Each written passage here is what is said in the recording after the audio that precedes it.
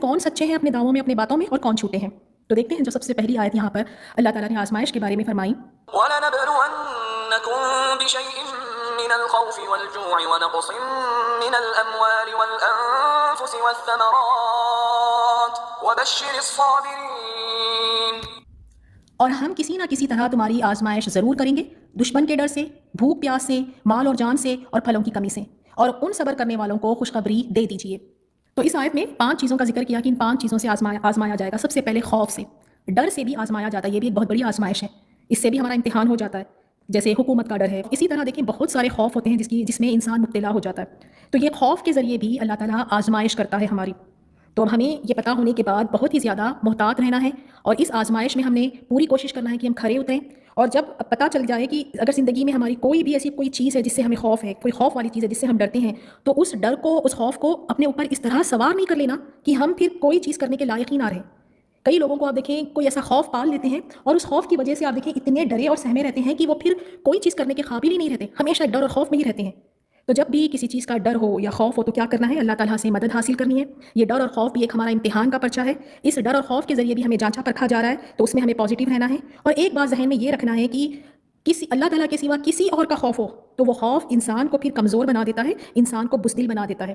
ایک اللہ تعالیٰ ہی کا خوف ہے جو انسان کو لائق اور قابل بنا دیتا ہے، باقی کے تمام خوف انسان کو بزدل اور کمزور بنا دیتے ہیں۔ تو جب بھی اگر کسی بھی خوف سے ہمیں آزمایا جائے تو کرنا کیا ہے؟ ڈرنا نہیں، پریشان نہیں ہونا، اللہ تعالیٰ سے مدد حاصل کرنی ہے۔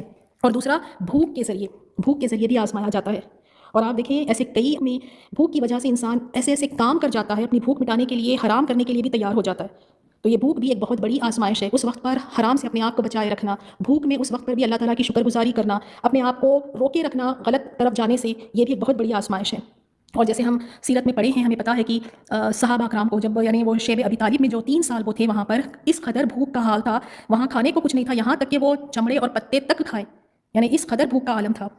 اور تیسرا کس طرح سے آزمایا جائے گا؟ وَنَقْصٍ مِّنَ الْأَمْوَالِ، مالوں کی کمی سے، مالوں کے نقصان سے، مال میں نقصان ہو گیا، یا کہیں ایسے کاروبار میں پیسہ لگایا اور وہاں پہ فراڈ ہو گیا، وہ پیسے لے کر بھاگ گیا، یا ہو سکتا ہے کہ آگ لگ گئی اور سارا کچھ جو جمع پونجی تھی سب ختم ہو گئی، کہیں بزنس شروع کیا وہ بزنس فلاپ ہو گیا، کہیں مال چوری ہو گیا۔ تو مالوں کے نقصان سے بھی ہماری آزمائش ہوتی ہے۔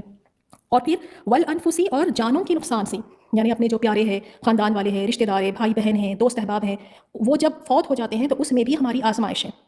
اور اس کے بعد اور پھلوں کے نقصان سے، یعنی باغات ہے، کھیت ہے، تو ان باغات اور کھیت سے اتنی پیداوار نہیں ہونا۔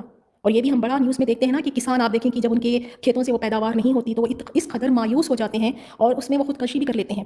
تو واقعی یہ اللہ تعالیٰ کی آزمائشیں ہیں۔